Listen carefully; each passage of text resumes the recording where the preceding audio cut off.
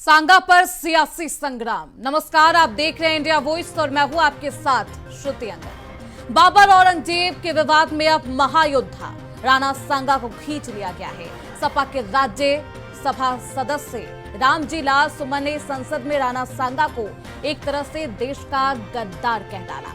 सनसनीखेज खुलासा करते हुए सपा सांसद रामजी लाल सुमन ने कहा कि इब्राहिम लोधी को हटाने के लिए बाबर को सांगा ने लाया था। हद तो तब हो गई जब पार्टी मुखिया अखिलेश यादव ने भी इस तरह से अपने सांसद रामजी लाल सुमन का समर्थन करते हैं। संसद में रामजी लाल सुमन और मीडिया में अखिलेश यादव के बयान के बाद देश में राणा सांगा पर बहस शुरू है। मशहूर कवि कुमार विश्वास ने अपनी कविता के जरिए राणा सांगा को गद्दार कहने पर करारा तंज भी कसा। वहीं ब्रजभूषण शरण सिंह ने भी खूब सुनाया।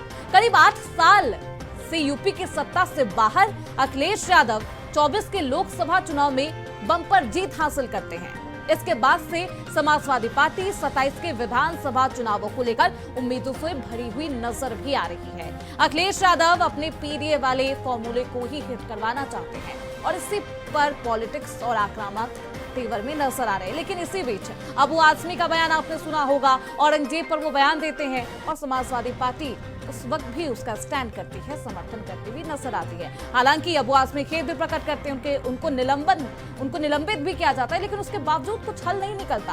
और अब बाबर का नाम लेते हुए राम जी ने राणा सांगा को ही गद्दार कह दिया। इतना ही नहीं, उन्होंने ये भी कहा कि हिंदुस्तान को ये तय करना होगा, बताना होगा, और अगर राणा सांगा गद्दार थे तो हिंदू गद्दार की औलाद है। ये बयान उन्होंने सदन के अंदर कहा है। रामजी लाल सुमन का राणा सांगा को गद्दार और देशद्रोही बताने वाले बयान पर अब हंगामा खूब हो रहा है। लेकिन सवाल है, क्या मुगलों का महिमा मंडन करते करते समाजवादी पार्टी देश के वीर सपूतों को गद्दार बताएगी? क्या मोदी योगी से इतनी नफरत हो गई है कि अब हिंदुओं को गद्दार बताया जाएगा और गद्दार की औलाद कहा जाने लगेगा? संसद में समाजवादी पार्टी के राज्य सभा सांसद रामजी लाल सुमन के बयान पर अब भी बवाल मचा हुआ है।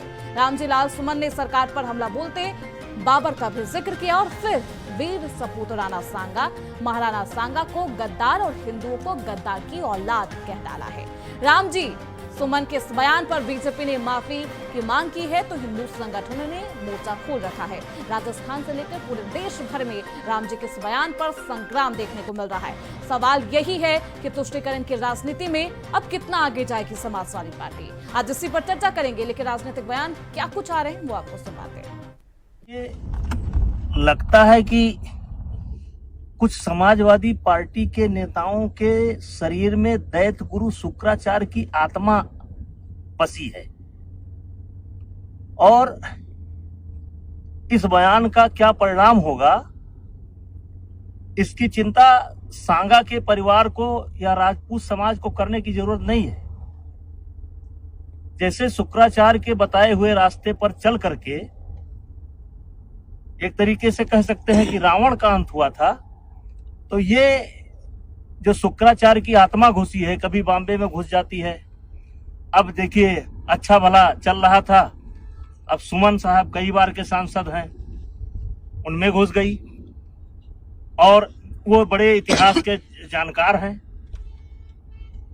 अगर उनको कहीं से रेफरेंस ये मिला है बाबरनामा से या कहीं से मिला है कि बाबर को उन्होंने आमंत्रित किया था, तो वहीं पर उनको ये भी देखना चाहिए कि दौलत खां लोधी ने क्या किया था। और दौलत खां लोधी ने इब्राहिम लोधी के विरोध में किया था, वो पंजाब का गवर्नर था। तो इतिहास एक चीज पर कई चीजें इतिहास में देखने को मिलती। देश के कुछ लोग इस जुगत में रहते हैं कि वे अपने राजनीतिक हित साधने के लिए इस राष्ट्र की सबसे महान विभूतियों के प्रति अपशब्द बोलते रहे। राजनीति अपना कर्तव्य समझे, लेकिन युग के कवि का कर्तव्य है कि वो उस पर टिप्पणी करे। महाराणा सांगा जो भारत के एक ऐसे अप्रतिम योद्धा हैं जिन्होंने इस देश की सीमाओं की रक्षार्थ अपने शरीर पर लगे 80 घावों की उपेक्षा करते हुए रण क्षेत्र में स्वयं को सन्नद्ध रखा, उनके प्रति इतना निंदनीय वाक्य कहना राजनीति को शोभा दे सकता है, लेकिन कविता उसका प्रतिकार करती है।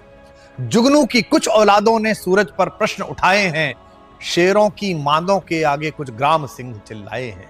मेवाड़ वंश कुल कीर्ति कोश जिनके होने से दीपित है, उन राणा सांगा के घावों पर कुछ भुनगे मंडराए हैं। उनसे कह दो अब देश शौर्य की मुट्ठी खूब तानता है। उनसे कह दो यह देश महाराणा की ज्योति जानता है। इतिहास तुम्हारी सरकारों का बंधक नहीं रहेगा अब। उनसे कह दो यह देश लुटेरों को अब नहीं मानता है। उनसे कह दो यह देश ऋणी है ऐसे पुण्य प्रवाहों का। यह देश ऋणी है वीर शिवा के परम प्रतापी छावों का। उनसे कह दो वे राजनीति का गुणाभाग घर पर रखें। यह देश ऋणी है महाराणा सांगा के 80 घावों का। महाराणा सांगा जैसे परम प्रतापी शूरवीर जो महाराणा कुंभा के पौत्र और महाराणा प्रताप नामक सूर्य के दादा थे, मैं उस पूरे वंश की प्रतिभा को और भारत की अस्मिता के लिए रक्षार्थ प्रत्येक महापुरुष को नमन करता हूं। मेरा आपका कर्तव्य है कि घर के पूर्वज की ओर अगर कोई उंगली उठाए तो हम उसे जवाब दें। बाबर को लाया कौन? बाबर को इब्राहिम लोदी को हराने के लिए राणा सांगा लाया था। तो मुसलमान तो बाबर की औलाद हैं और तुम गद्दार राणा सांगा की औलाद हो, ये हिंदुस्तान में तय हो जाना चाहिए। अगर बाबर की तो आलोचना करते हैं, राणा सांगा की आलोचना नहीं करते। समाप्ति महोदय। तो सांगा वर्सेस बाबर और अब गद्दार पर ही सियासी गदर है। हमारे साथ हमारे खास मेहमान जुड़ चुके हैं, परिचय करवा देती हूं और चर्चा की शुरुआत करते हैं। राकेश रहीर हैं, नेता है समाजवादी पार्टी के। सत्येंद्र त्यागी हैं, नेता है भारतीय जनता पार्टी के। राहुल सिंह है, नेता है कांग्रेस पार्टी के। बहुत स्वागत है। सबसे पहले मैं राकेश रहीर जी आपके पास ही आऊंगी। इस पूरे बयान पर क्या कुछ कहना है समाजवादी पार्टी का? श्रोते जी, पहले तो मैं आपको ये स्पष्ट कर रहा हूँ कि जो इतिहास लिखा है वो समाजवादी पार्टी नहीं लिखी। जो इतिहास लिखा है उस दौर में जो बीता हुआ है उसी पर आधारित इतिहास लिखा गया। ठीक। और जो हमारे सांसद ने रामजी लाल सुमन ने कहा वो इतिहास के उसी पन्ने को पलट के पढ़ के कहा, वो कोई अलग से नहीं कहा। मैं कह रहा हूं कि अगर गद्दार की बात है तो शिवाजी महाराज जी को बाबर के दरबार में कौन ले कहाँ गया? लिखा? अब सुन लीजिए राकेश जी, ठीक है मैंने सुन लिया। इतिहास के पन्ने को पलटा है राम जी ने, ठीक है। कहाँ लिखा है कि राणा सांगा गद्दार है? किस? मैं कह रहा हूं कि इतिहास के किस पन्ने दरबार में? में इतिहास शिवाजी के महाराज को किस जय पन्ने सिंह लेकर गए थे कि नहीं लेकर गए थे? हिंदू के औलाद को आप गद्दार कह रहे हैं। इस बयान का क्या समर्थन करती है समाजवादी पार्टी? सवाल तो बहुत सिंपल है राकेश जी, हाँ या ना कहिए। हाँ या ना कहिए सर। पहले आप तो मुझे बोलने ही नहीं दे रही हैं। बोलिए। आपका जो स्टोरी चल रहा है एक तरफा स्टोरी चला रही हैं आप बैठ के। ये एक तरफा था? बिल्कुल। मुझे तो लगता है मैंने बयान सबसे बात सुनवाया है। नहीं, मैंने कहा देखा मैंने। हाँ, क्या देखा? एक ये तो आपके ही सांसद का बयान था राकेश जी। वो कभी जब यानी कि उन्होंने एक तरफा बयान दिया है, इसका मतलब ये मैं ये मानूं उन्होंने एक तरफा बयान दिया है? श्रोते जी, हाँ, मैं कह रहा हूं कि शिवाजी महाराज को जो धोखा जयंत सिंह ने दिया औरंगजेब के खेमे में ले जाके, क्या ये मैं तो लिखा नहीं, ये तो इतिहास में अंकित है। क्या जय सिंह का इतिहास आप नहीं जानती है? मान सिंह का इतिहास आप नहीं जानती है? मैं कह रहा हूं कि अगर तो क्या सांगा का इतिहास नहीं जानते हैं राम जी? और अभी क्या समाजवादी पार्टी से आप भटकिए मत सर, सुनिए, आप भटकिए मत। आपसे जो सवाल पूछा गया है बस उसी का जवाब दीजिए। समर्थन करती है इस बयान का, हाँ या ना? बस बहुत सिंपल सवाल है और बहुत सिंपल जवाब है, हाँ या ना। आगे बढ़ूंगी और भी सबसे पूछ लूंगी। एक तरफा आपने कहा ना, एक तरफा, तो आप समझिए कि उन्होंने एक तरफा बयान दिया था। राकेश जी, हाँ या ना बोलिए। मैं कह रहा हूं कि ये जो बयान है ये इतिहास में जो लिखा हुआ उस आधार पे बयान है।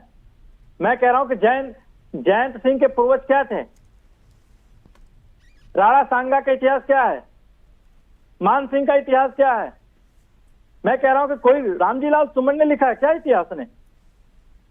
जो अगर मुसलमान बाबर की औलाद है तो तुम लोग उस गद्दार राणा सांगा की औलाद है हो, ये हिंदुस्तान में तय हो जाना चाहिए कि बाबर की आलोचना करते हो, लेकिन राणा सांगा की नहीं। मैं ये कह बयान रहा है, हूं कि ये इतिहास में मैं ना अगर आपको लिखा- कह रही हूँ, आप इतिहास के पन्ने में जाइए। मैंने आपको साफ तौर पर कहा, राकेश जी मैंने आपको साफ तौर पर कहा है कि आप सिर्फ उसी बयान को कोट करिए, उस बयान को कोट करिए सर, आप उस बयान को कोट करिए, उस बयान का समर्थन करिए, हाँ कहिए या फिर नहीं कहिए। कोट कर रहा था कि शिवाजी महाराज को क्यों राज तिलक नहीं हुआ, क्यों ब्राह्मणों ने बहिष्कार किया। फिर इतिहास के पन्ने, अगर इतिहास का इतना ही ज्ञान होता राकेश जी, अगर इतिहास का ज्ञान इतना ही होता राम जी को, तो शायद वो सदन में बैठकर ये बयान नहीं देते, वो रुक जाते ये बात कहने से पहले ही। यानी कि ज्ञान की बहुत कमी है। आगे चलूंगी, मुझे लगता है आप जवाब नहीं दे पाएंगे। अब मैं तीसरी बार, मैं आखिरी बार, राकेश जी मैं आखिरी बार पूछ रही हूँ, हाँ समर्थन दे रहे हैं?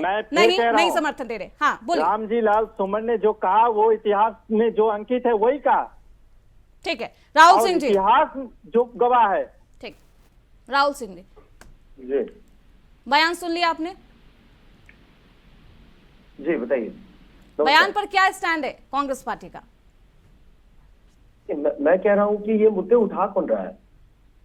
ये बयान किसने दिया? पुराने आप, और देखिए मैं कह रहा हूं कि अगर औरंगजेब पे कुछ क्लियर करना है तो क्यों नहीं इस देश के जो हिस्ट्री के प्रोफेसर हैं, जो हिस्टोरियंस हैं, उनको बिठाया जाए। मैंने तो इंजीनियरिंग पढ़ाई की है, तो आप हमारे जैसे लोगों को बिठा के अगर औरंगजेब के बारे में पूछेंगे, हम क्या क्लैरिफाई करेंगे? और मैं ये कह रहा हूँ, ठीक है, बहुत अच्छी बात कही आपने, बहुत अच्छी बात कही। मुझे लगता है सबसे अच्छी बात राहुल सिंह जी ने ही कही है। जी मैं कह रहा हूँ कि हम तो ज्ञानी है नहीं, हमें तो प्रोफेसर है, हमें ज्ञान नहीं है। रुक जाइए, मैं इसे कोट करती हूँ, फिर मैं आपको कंटिन्यू करने के लिए मौका दूंगी। फिर क्यों बयान दिया जाता है, बोलिए। नहीं श्रुति जी, मैं कह रहा हूँ कि मैं और आप, हम दोनों को एक बंदा नहीं मिला होगा या एक बंदी नहीं मिली होगी इस भारत में। हम लोग स्कूल कॉलेज में गए हैं, एक कोई मिला क्या हम भाई औरंगजेब के को अपना आइडल मानते हैं, हम उसके फैन हैं? बिल्कुल नहीं। आप समझ रही है, हमारे देश में तो शाहरुख खान सलमान खान के फैन चल रहे हैं, मनोज वाजपेयी के फैन चल रहे हैं, नसरुद्दीन शाह, नवाजुद्दीन सिद्दीकी, अमिताभ बच्चन के फैन चल रहे हैं, धर्मेंद्र जी के फैन चल रहे हैं, सनी देओल का फैन फॉलोइंग चल रहा है। ये कौन औरंगजेब को अपना आइडल बना रहा है? महात्मा गांधी को हमने अपना आइडल बनाया, नेहरू जी को बनाया, सरदार वल्लभ भाई पटेल हुए, अम्बेडकर जी हुए, बहुत लोग हैं जो राणा सांगा को मानते हैं, उनको अपना आइडल मानते हैं, खास तौर पर राजस्थान में। मैं ये कह रहा हूँ कि ये लोग, और किसी की भावना को आहत करने का ये हक तो किसी को नहीं दिया गया है। राहुल सिंह जी, किसकी भावना आहत हुई? किसकी भावना आहत हुई? बजरंग दल की, विश्व हिंदू परिषद की, जो कॉन्स्टिट्यूशन में नहीं मानते हैं। अगर भारत में जितने दंगे हुए हैं, आप अगर उसमें निष्पक्ष इंक्वायरी कराइएगा तो बजरंग दल और वीएचपी आरएसएस का हाथ मिलेगा आपको। आप बोल रहे हैं किसकी भावना आहत हुई? रुक जाइए, मैं कह रहा हूँ कि नहीं, रुकिए, किसकी भावना आहत होगी आप मुझे बताइए। बाबर का डीएनए अगर मुसलमानों में है तो ये सभी लोग जो है नहीं, कोई ये गद्दार की औलाद है। कौन है वो लोग? हिंदू गद्दार की औलाद है। किसकी भावना आहत होनी चाहिए? आप साफ तौर पर बोलिए ना। आपके सहयोगी दल है, डर रहे हैं, किसी बात का खौफ है आपको? देखिए, आपने बयान प्ले किया अपने चैनल पे, मैंने सुना।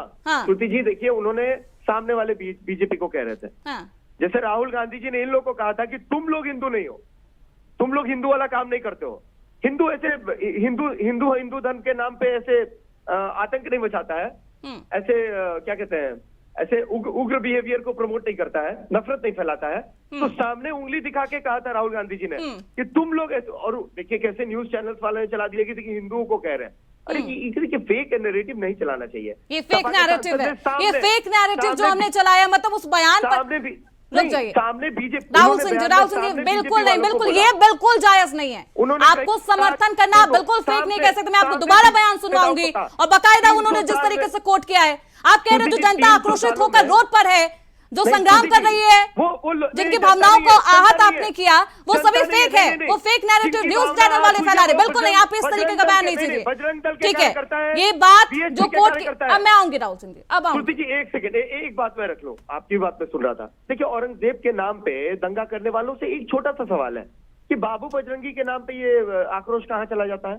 नाथुराम गोडसे के नाम पे विडंबना है राहुल सर, विडंबना है देश की कि जब मैं एक ऐसे बयान की बात करूं जिससे लाखों लोगों की भावना आहत हो गई, उस पर आप इन अकबर का नाम ले ले, औरंगजेब का नाम ले ले, विडंबना है देश की। बस इससे ज्यादा मुझे लगता है राहुल सिंह जी, इस पर मैं आपको नहीं कुछ समझा सकती। बीजेपी को ये बात कही है। अब आऊंगी फिर मौका। ये देखिए, सत्येंद्र त्यागी के प्रोटेक्टर है,